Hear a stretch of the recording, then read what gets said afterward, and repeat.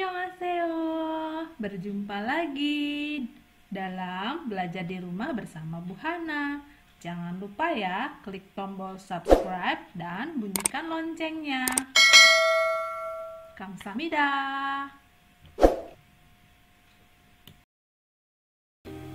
Halo anak-anak, kali ini bertemu lagi dengan Bu Hana dalam materi kerajinan bahan serat. Kali ini kita akan belajar prakarya ya. Nah, untuk yang pertama, kita akan mempelajari apa sih itu serat. Nah, serat seperti yang kalian pernah dengar, mungkin di beberapa makanan mengandung banyak serat. Nah, itu artinya beberapa makanan mengandung serat alami yang nantinya akan mempengaruhi pencernaan kita. Namun, serat di sini yang kita bicarakan adalah bahan serat adalah suatu jenis bahan berupa potongan-potongan komponen yang membentuk jaringan memanjang yang utuh. Jadi, yang kita akan bahas di sini adalah serat dalam konteks bahwa serat itu adalah bahan yang berupa jaringan yang memanjang yang nantinya akan bisa kita gunakan sebagai bahan dari kerajinan. Nah, serat bisa berasal dari tumbuhan ataupun hewan. Serat digunakan sebagai bahan baku benang dan kain dalam industri tekstil. Nah, ini contoh gambarnya. Ini adalah benang yang merupakan bahan dasar dari pembuatan kain. Oke, kita lanjut. Nah, serat itu ada jenisnya. Jadi, beberapa serat itu digolongkan menjadi dua, yaitu serat yang berasal dari tumbuh-tumbuhan. Kemudian ada pembagiannya lagi, jadi dari yang tumbuhan diambil lagi lebih spesifik bahwa serat itu berasal dari beberapa bagian tubuh tumbuhannya. Nah, di sini serat ada yang berasal dari biji, ada serat dari batang, serat dari daun, dan serat dari buah. Nah, untuk jenis yang kedua adalah serat yang berasal dari hewan. Serat yang berasal dari hewan ini ada dua jenis. Yang pertama ada serat dari stapel dan yang kedua adalah serat dari filamen. Nah, apa sih serat-serat ini? Mari kita bahas. Serat yang berasal dari biji, ini yang berasal dari tumbuh-tumbuhan. Nah, ini contohnya, berarti dia berasal dari bagian biji dari tumbuhan tersebut. Ini kira-kira gambar apa? Ya, ini adalah serat dari biji kapas. Mungkin kalian sering memakai kapas, tapi belum tahu bagaimana bentuk dari pohon kapas tersebut. Nah, kemudian yang serat kedua, contohnya adalah dari serat biji kapuk. Jadi ini adalah tanaman yang pohonnya tinggi, kemudian berbuah dan di dalamnya ada serat biji kapuk. Biasanya digunakan untuk mengisi bantal dan kasur. Kemudian ada serat dari batang.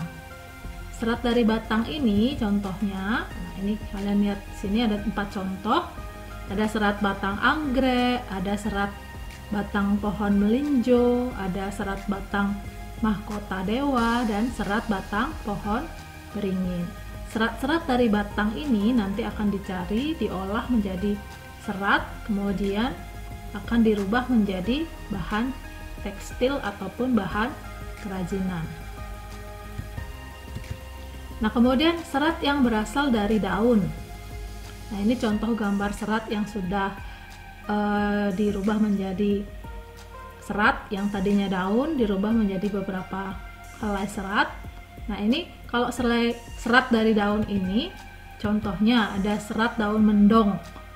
Nah, ini akan dirubah seperti ini. Jadi pengolahannya, daunnya diambil, kemudian dijemur dulu, baru dikeringkan. Kemudian ada serat dari daun nanas. Nah, selain buahnya, nanas juga dimanfaatkan daunnya sebagai sumber serat. Kemudian ada serat dari pandan berduri. Biasanya ini juga dipakai dalam kerajinan. Nah, ini akan diubah seperti ini. Jadi ini serat ketika dia sudah dilebur dan dijemur. Ini beberapa contoh kerajinan serat dari tumbuhan. Ini yang sudah jadi.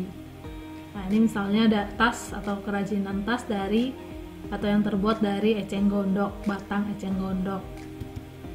Kemudian ini dari pelepah pisang.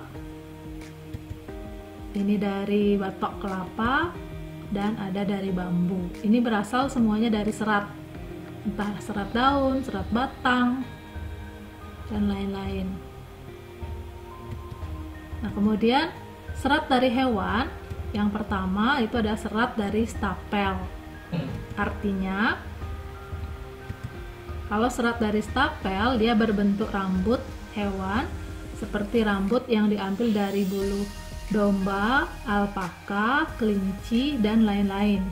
Rambut tersebut dibuat menjadi kain wool. Tahu kain wool? Nah, yang kedua, serat dari filamen. Serat dari filamen ini adalah serat yang berbentuk jaringan dari tubuh hewan. Contohnya kepompong ulat sutra yang menjadi bahan kain sutra. Ayo kita lihat. Nah, ini adalah domba.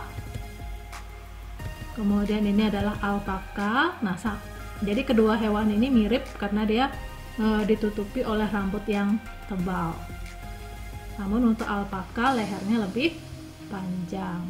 Nah, kemudian untuk serat dari filamen ini diambil dari jaringan kepompong ulat sutra.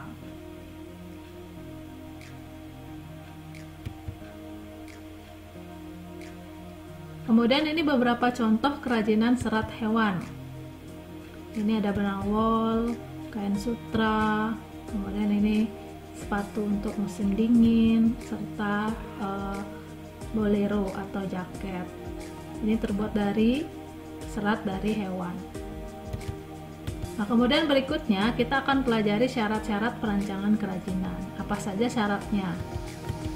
Syarat perancangan kerajinan itu yang pertama harus memiliki kegunaan atau utility. Jadi ketika dia punya kegunaan, benda kerajinan harus mengutamakan nilai praktis. Jadi digunakan sesuai dengan fungsi dan kebutuhan. Misalnya kamu membuat mangkok dari batok kelapa, itu bisa digunakan untuk tempat makanan atau tempat sayur dan lain-lain. Kemudian yang kedua adalah kenyamanan atau comfortable. Benda kerajinan harus menyenangkan dan memberi kenyamanan bagi yang memakainya. Contohnya, misalnya kalian membuat cangkir, itu didesain dengan ada pegangannya. Jadi kalau ada isi yang panas, kalian bisa pegang cangkir. Jadi itu menimbulkan kenyamanan. Itu namanya comfortable. Kemudian yang ketiga ada keluasan atau flexibility. Benda kerajinan yang kalian buat itu harus memiliki keserasian antara bentuk dan wujud benda. Kemudian gunanya juga harus serasi. Contohnya sepatu sesuai dengan anatomi dan ukuran kaki. Misalnya kalian membuat alas kaki dari bahan serat, itu harus harus memiliki kenyamanan, keluasan untuk pemakainya. Kemudian yang keempat adalah keamanan atau safety. Jadi keamanan benda kerajinan yang kalian buat tidak boleh membahayakan pemakainya. Contohnya piring dari serat kelapa harus mempertimbangkan komposisi zat, pelapis atau pewarna yang dipakai agar tidak berbahaya ketika digunakan sebagai tempat makanan. Kemudian yang kelima itu adalah syarat keindahan atau estetik. Jadi benda yang indah mempunyai daya tarik yang lebih dibandingkan dengan benda-benda yang biasa. Jadi kalau kamu membuat kerajinan, usahakan penampilannya indah. Jadi selain kegunaan, keamanan, kenyamanan, keluasan, itu dia memiliki keindahan yang enak dipandang gitu. Jadi ada 5 syarat yang harus kalian penuhi ketika merancang barang kerajinan. Oke, lanjut. Berikutnya adalah proses penciptaan produk kerajinan. Bagaimana tahap-tahapnya kalian menciptakan produk kerajinan? Mari kita lihat.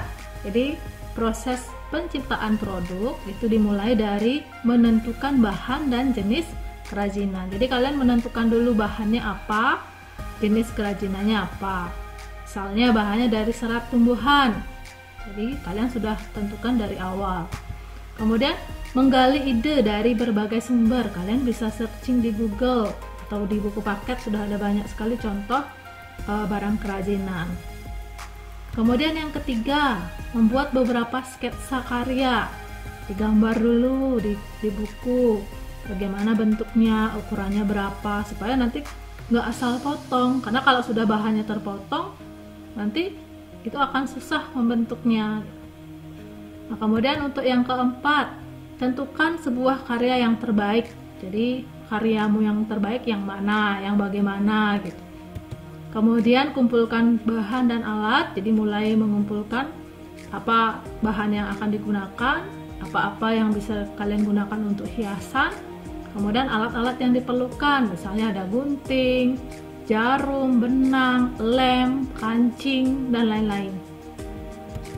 Kemudian yang keenam itu adalah pembuatan karya kerajinan. Jadi kalian sudah mulai membuat dalam proses keenam ini. Kemudian yang ketujuh adalah evaluasi karya. Dievaluasi bagaimana sudah memenuhi syarat apa belum. Kalau misalnya belum memenuhi syarat, ini harus ada revisi karya. Jadi misalnya kalian salah memakai pewarna, ternyata pewarnanya adalah pewarna berbahaya, padahal yang kalian buat adalah wadah makanan. Jadi itu harus diulang supaya memiliki syarat keamanan. Sudah paham tentang 8 proses penciptaan produk kerajinan ini? Kalian bisa mencatatnya ya.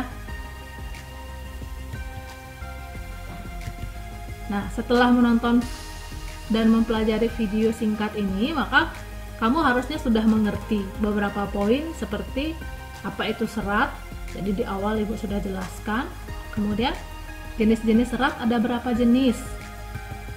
Kemudian contoh-contoh kerajinan serat, syarat perancangan kerajinan serat, serta proses penciptaan produk serat. Nah, misalnya kalau tidak ada pandemi COVID seperti ini, biasanya Ibu menugaskan kalian membuat kerajinan bahan yang berasal dari serat. Tetapi karena kalian harus di rumah saja dan Ibu tidak mau membebani kalian mencari bahan dan alat yang kalian perlukan, maka Ibu hanya akan memberikan tugas. Nanti linknya akan Ibu share ya. Nah, sekian video singkat dari Ibu. Semoga kalian paham. Terima kasih dan tetap semangat.